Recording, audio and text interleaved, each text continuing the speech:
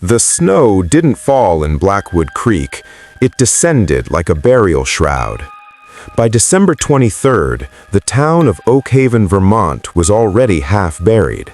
For Elias Thorne, a freelance journalist who specialized in vanishing Americana, the isolation was supposed to be the point.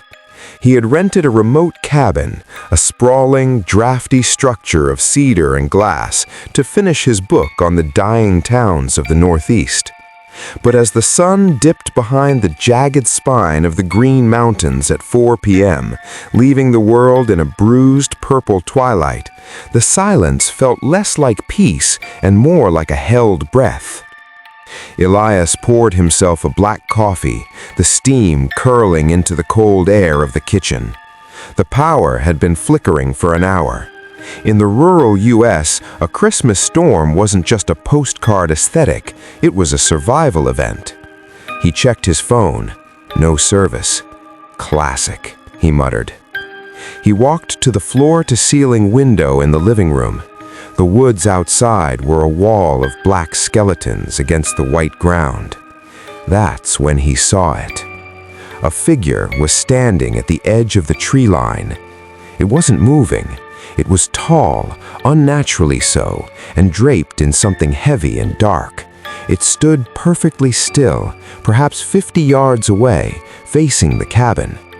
Elias squinted, his heart giving a small, sharp thud against his ribs. "Hey!" he shouted, his voice muffled by the thick glass. The figure didn't react. In the dim light, Elias couldn't tell if it was a person in a heavy parka or a trick of the shadows and the swirling snow. He reached for the binoculars on the mantel. When he brought them to his eyes and focused, his breath hitched. It wasn't a person. It was a wooden pole driven into the frozen earth. Atop the pole sat a deer skull, bleached bone white, wrapped in tattered gray wool that whipped violently in the wind. Who the hell puts up a scarecrow in December? Elias wondered. He looked away for a second to set the binoculars down, and when he looked back, there were two of them. The second pole was 10 feet closer to the house. It hadn't been there a moment ago. He was sure of it. The skull on the second one wasn't a deer. It was smaller, rounder. It looked almost like a primate, though there were no monkeys in Vermont. The wind howled, a long, mournful sound that rattled the window frames. Then, the power cut out completely. The cabin plunged into total darkness. The first knock. Elias didn't move. He stood in the dark, the smell of wood smoke and old dust filling his lungs.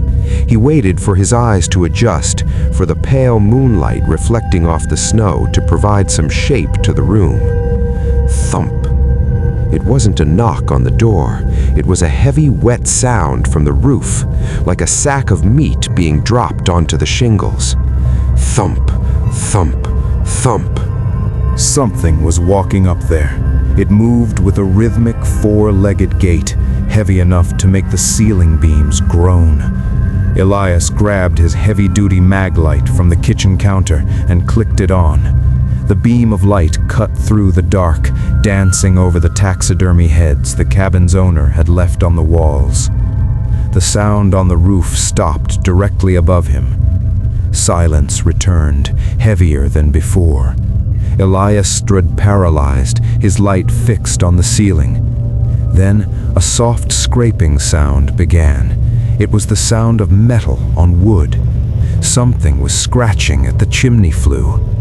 Suddenly, his phone vibrated in his pocket. He jumped, nearly dropping the flashlight. He pulled it out. Still no service bars, but a text message had somehow pushed through. Unknown number. Don't open the door for the carolers. Elias stared at the screen. The timestamp was from 1998. Before he could process the impossibility of the text, a sound drifted in from the woods. It was faint at first, carried by the wind, but it grew clearer. It was singing. Multiple voices, discordant and out of tune, were singing, "God rest ye merry gentlemen," but the lyrics were wrong. They weren't singing about tidings of comfort and joy. In Bethlehem, in Israel, the hollowed bone was found. To save us all from winter's tooth, we bury in the ground. The singing was coming from the porch. Elias crept toward the front door, his hand trembling as he reached for the deadbolt. He peered through the small peehole. There were 3 of them standing on the deck. They wore heavy, old-fashioned Victorian coats, but their heads, they weren't wearing hats. They were wearing the same bleached skulls he had seen on the poles in the woods. The one in the center, wearing a tattered top hat over a horse skull, stopped singing. It tilted its head, the empty eye socket staring directly into the peehole, as if it could see Elias's own eye on the other side. Then a soft scraping sound began. It was the sound of metal on wood. Something was scratching at the chimney flue. Then it spoke in a voice that sounded like grinding stones. "Elias, it's cold out here. Won't you let the tradition in?" Elias backed away from the door, his boots thudding softly on the hardwood. His heart was a frantic bird trapped in his chest. "I'm calling the police!" he shouted, his voice cracking. It was a bluff. He knew the phone had no service, but he needed to assert some kind of boundary between him and the things on the porch. The singing didn't resume. Instead, there was a long, agonizing silence, followed by the sound of a single fingernail, or claw, dragging slowly down the exterior wood of the door. Screech! "The law doesn't run past the creek line, Elias," the voice whispered. It was the horse skull caroler. The voice didn't sound like it came from vocal cords. It sounded like the wind rushing through a hollow log. "The old ways have a long memory. It's been 70 years since this house paid its tithe." Elias retreated into the kitchen, his flashlight beam darting wildly. He grabbed a heavy cast-iron skillet, a pathetic weapon, but better than nothing. He needed to find another way out, or at least a way to barricade himself. He remembered the cellar.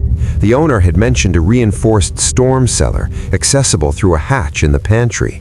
It was meant for tornadoes or extreme blizzards, built into the bedrock of the mountain. As he scrambled toward the pantry, a deafening crack echoed through the house. He spun around. One of the large glass windows in the living room had a spiderweb fracture running through it. Standing on the other side of the glass was the smallest of the 3 figures, a child-sized shape, wearing the skull of a dog.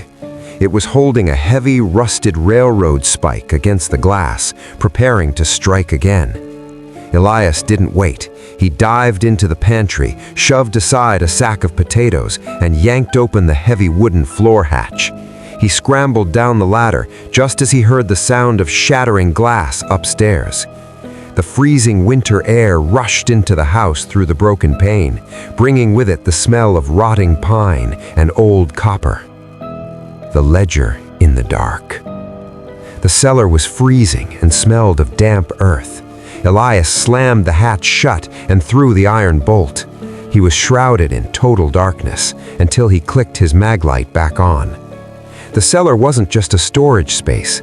As the beam of light swept the room, Elias realized he had stumbled into the reason this house existed. The walls weren't just stone. They were lined with rough-hewn wooden shelves, and on those shelves were hundreds of jars. He stepped closer, his breath coming in white plumes. The jars didn't contain jam or preserved vegetables. They contained things. A lock of hair tied with a red ribbon, a set of baby teeth, a dried human finger, a small handwritten note that read, "For the harvest of 1954. In the center of the room sat a heavy oak desk. On top of it lay a massive leather-bound book. Elias approached the desk, his hands shaking. He opened the ledger. The pages were yellowed and brittle, covered in cramped, elegant handwriting. December 24th, 1944. The storm is high. The gray men have come down from the peaks. We offered the black goat, but they looked at the boy, Thomas, with such hunger. The bargain is thinning. If the blood isn't enough, the wood will take the marrow. Elias flipped through the pages. Each entry was a record of offerings given by the previous owners of the cabin, the Blackwood family. This wasn't just a vacation rental, it was a sacrificial outpost. He reached the final page. The ink looked fresh, almost wet. December 24th, 2024. The lineage is broken. No Blackwood remains to pay the debt. The house is empty, but the guests are coming. They will take whoever sits at the hearth.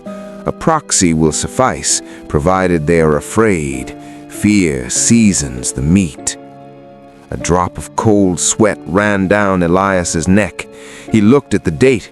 Tomorrow was Christmas Eve, but the carolers were already here. They were early, or perhaps, he realized with a jolt of horror, they were just getting started with the appetizers. Thud. Something heavy landed on the hatch door directly above his head. Thud, thud. The wood groaned. Dust fell from the ceiling, coating Elias's hair. "Elias!" The voice from upstairs drifted through the cracks in the floorboards. It was no longer the horse skull. It was a new voice, a familiar voice.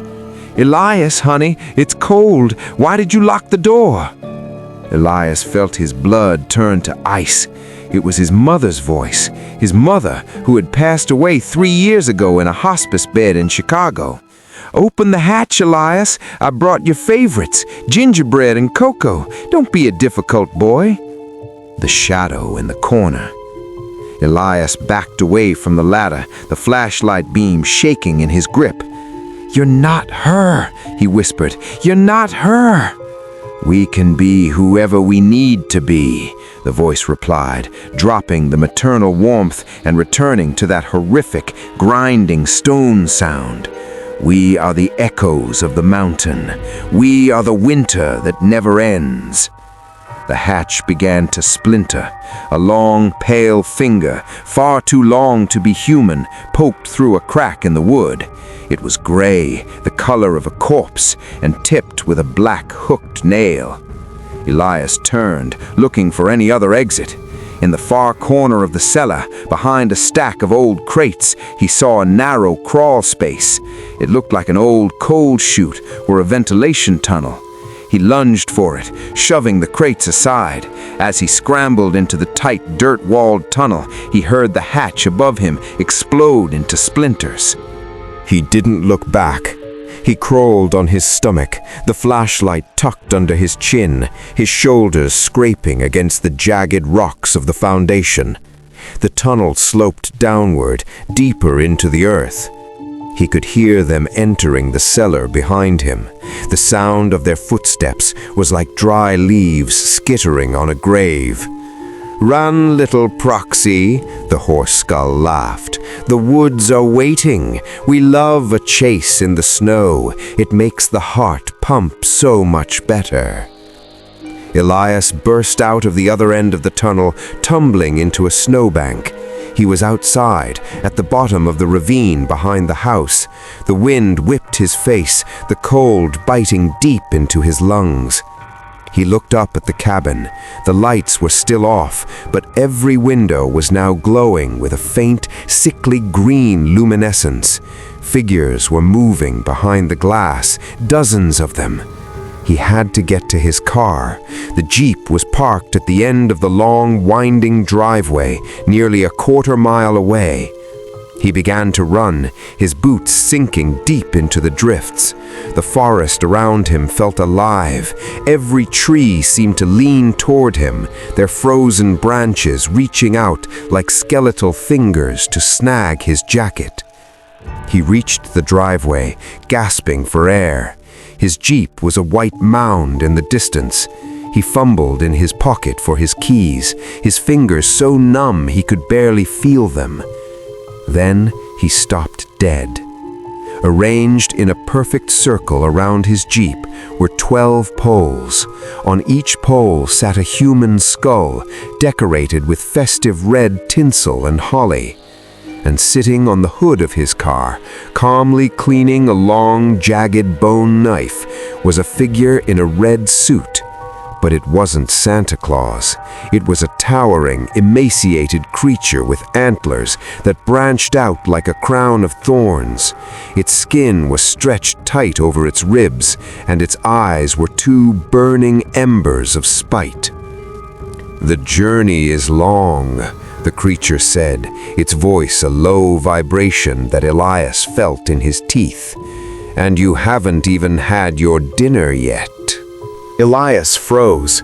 The creature on the hood of the Jeep, the antlered king, didn't move with the frantic energy of the carolers. It moved with the slow, terrifying confidence of an apex predator that knows its prey has nowhere to run. "I don't belong to your bargain," Elias gasped, his lungs burning from the sub-zero air. He held the flashlight like a stave, the beam flickering as the batteries began to fail in the extreme cold. "I'm just a tenant. I'm nobody." The creature tilted its head. The antlers scraped against each other with the sound of dry bone. "In the old tongue, Elias, there is no word for tenant. There is only guest and sacrifice. If you eat from the land, you owe the land. Did you not drink the water from the well? Did you not burn the wood from our trees to keep your skin warm?" Elias remembered the coffee he'd brewed, the logs he'd tossed into the fireplace. Every comfort he'd taken from the cabin had been a signature on a contract he hadn't read. "The Blackwoods knew," the creature continued, hopping down from the hood. It was incredibly tall, at least 7 feet, and its legs ended in bifurcated hooves that didn't sink into the snow. They stayed perfectly on the surface. "They grew fat on the safety we provided. They kept the wolves away and the storms light. In exchange, we took the unlucky ones. But the bloodline ran thin. They stopped having children. They fled, and now there is only you." The creature took a step forward. Elias backed away, but his heel caught on a buried root. He tumbled backward into the snow. "Wait!" Elias screamed, fumbling in his pocket. His hand brushed against something hard and cold. It was the railroad spike he had snatched from the floor when the window shattered. As the antlered king lunged, a blur of red fur and yellow teeth, Elias didn't think. He swung the rusted iron spike with every ounce of terror-fueled strength he had. The spike buried itself deep into the creature's thigh. A sound erupted from the king, not a scream, but a high-pitched whistle, like steam escaping a boiling kettle. Black, tar-like blood hissed as it hit the snow. The creature recoiled, its glowing eyes widening in genuine shock. Iron. The old myths were true. Cold iron was poison to the things that lived in the hollows. Elias didn't stay to watch it recover. He scrambled up and bolted, not toward the car, which was now guarded by the wounded king, but deeper into the woods, toward the one place the ledger had mentioned, the creek. The frozen boundary. He ran blindly, the branches whipping his face, drawing blood. Behind him he heard a terrifying sound. It wasn't just the king, it was the carolers. They were howling now, a discordant, shrieking chorus that echoed off the mountainsides. "The tithe is due! The marrow is sweet! The proxy runs on failing feet!" He reached the edge of Blackwood Creek. In the summer, it was a babbling brook. Now, it was a jagged scar of ice and black rushing water. The bridge was gone, washed away by a previous storm. Elias looked back. A dozen pairs of glowing eyes were emerging from the tree line. The carolers, the horse skull, the dog skull, and others he hadn't seen yet were spreading out, flanking him. The antlered king limped at the rear, the iron spike still protruding from its leg, leaving a trail of black ichor. "Cross it," Elias whispered to himself. "The ledger said the law doesn't run past the creek line." He stepped onto the ice. It groaned. Creak! He froze.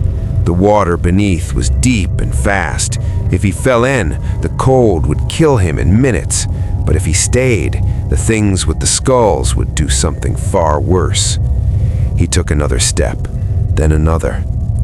"You cannot leave, Elias," the hoarse skull caroler called out, standing at the bank. It didn't step onto the ice. It seemed physically unable to, as if hitting an invisible wall. "The debt follows the soul, not the body. Even if you reach the road, we will be the shadow in your rearview mirror. We will be the chill in your bedroom on every Christmas Eve to come."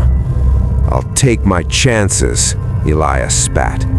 He was halfway across when the ice gave way. It wasn't a slow break, it was an explosion. Elias plunged into the waist-deep, freezing water. The shock was so violent, his heart nearly stopped. The current grabbed his legs, pulling him toward the jagged rocks downstream. He clawed at the edge of the far bank, his fingernails tearing as he gripped the frozen mud. He hauled himself up, inch by agonizing inch, his clothes already turning into a suit of ice. He lay on the far bank, gasping, shivering so hard his teeth rattled. He looked back across the creek. The carolers stood in a row, silent. The antlered king stood in the center.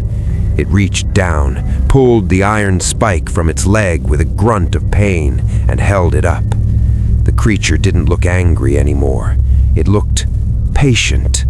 It dropped the spike into the snow and pointed a long finger at Elias. Then it tapped its own chest, right where a heart would be. "You have tasted the water," the king whispered, his voice carrying clearly across the rushing creek. "You've bled on the soil. You are part of the hollow now, Elias Thorne. Go back to your world. Tell them we are waiting. Tell them the Blackwood house is open for business." The long walk back. Elias stumbled to his feet. He didn't look back again. He walked for 3 hours through the dark, his mind drifting in and out of a hypothermic haze. He saw shapes in the trees, regular trees, he told himself, and heard voices in the wind that sounded like his mother, his father, his long-lost friends.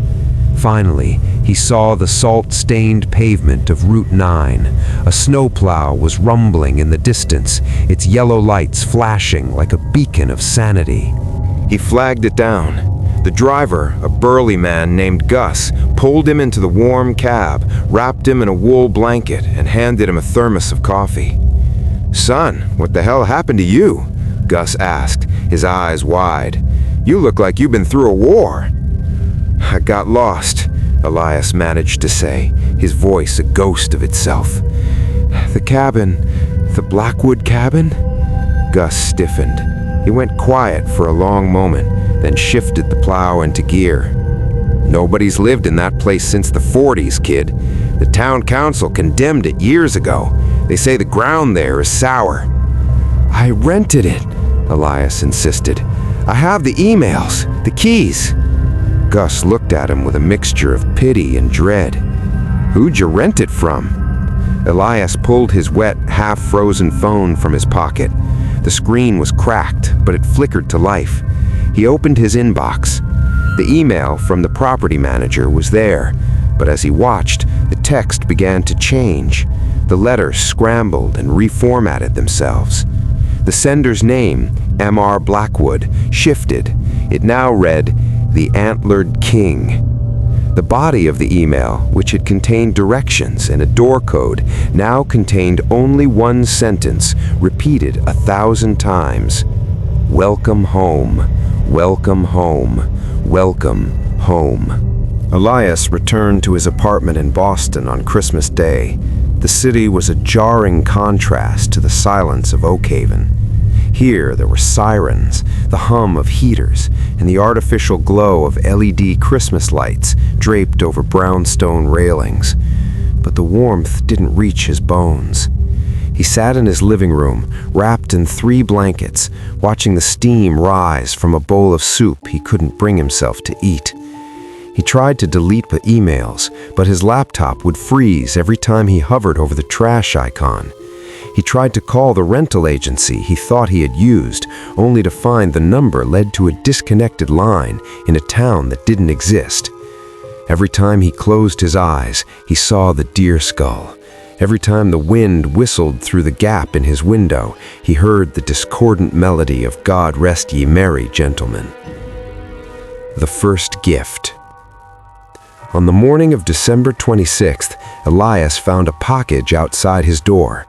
It wasn't a standard cardboard box. It was wrapped in heavy gray wool, the same material he had seen on the poles in the woods. There was no shipping label, only his name, written in dark brownish-red ink, Elias. His hands shook as he unwrapped it. Inside was a small, hand-carved wooden box. When he opened the lid, the smell of rotting pine and old copper flooded his apartment. Lying on a bed of dried moss was the rusted railroad spike he had driven into the creature's leg.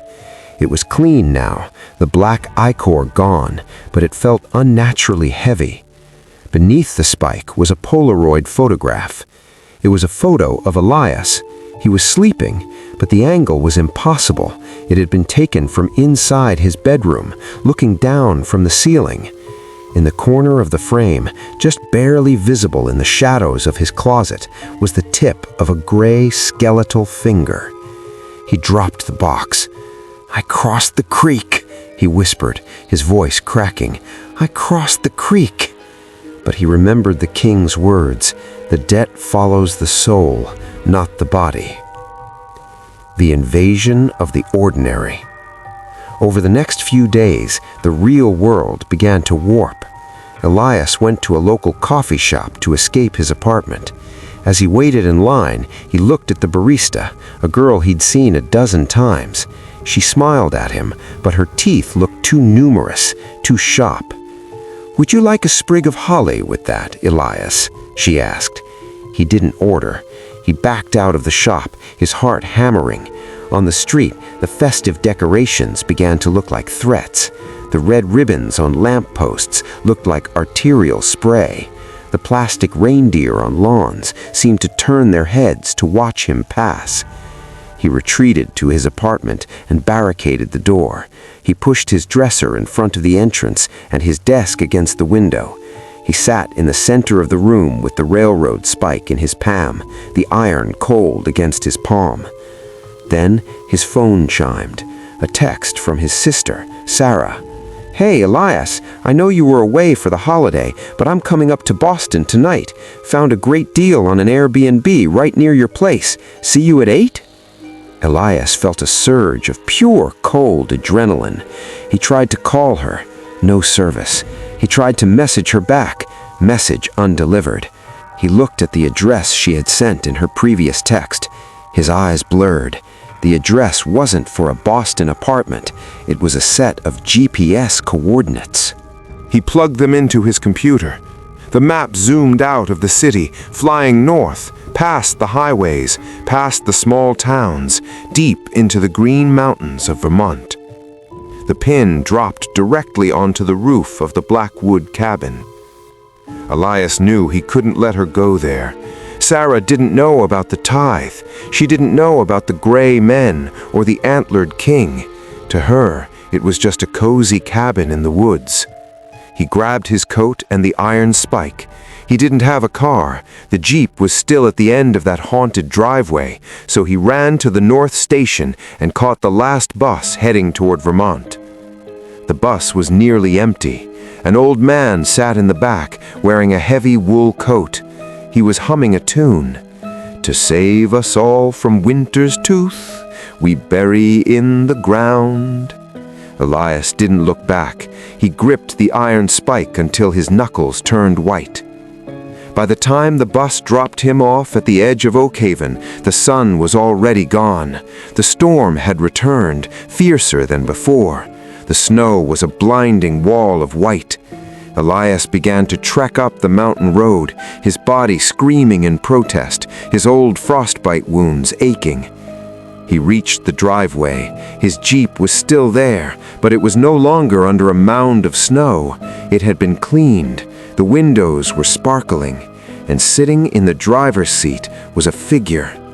He approached the car, holding the spike out like a dagger. He pulled the door open. It was Sarah. She was sitting perfectly still, her hands on the 10 and 2 positions of the steering wheel. Her eyes were wide, staring straight ahead at the dark woods. "Sarah?" he whispered. "Sarah, we have to go, now." She didn't turn her head. "It's so beautiful here, Elias," she said. Her voice was flat, devoid of any emotion. "They told me you'd be back, Elias. They said you forgot your gift." "Sarah, look at me!" He grabbed her shoulder. She turned. Her face was gone. In its place was the smooth, bleached bone of a deer skull, fused seamlessly to her neck. "The lineage is broken," the thing that used to be his sister whispered through the skull's teeth. "But a new family can be built. You, me, and the king." From the woods, a dozen shadows emerged, the carolers. They weren't singing anymore. They were laughing, a sound like dry bones snapping in the cold. The antlered king stepped out from behind a tree. He was wearing Elias's own winter coat, the fabric stretched and tearing over his skeletal frame. "Welcome home, Elias. Dinner is finally served." The carolers closed in. Elias backed away, but there was no creek to cross this time. There was only the cabin, its windows glowing with that sickly green light, and the open door, waiting like a mouth. Elias looked at the iron spike in his hand. He looked at the thing wearing his sister's clothes. He realized then that the real horror wasn't the monsters. It was the fact that the world he thought he knew, the city, the coffee shops, the safety of the ordinary, was just a thin layer of ice over a very deep, very hungry dark. He didn't run. He couldn't. As the first gray hand reached out to touch his face, Elias closed his eyes and began to sing. "God rest ye merry gentlemen." The voices joined him, hundreds of them, rising from the earth and the trees, until the sound drowned out the wind, the storm, and the world itself. The end.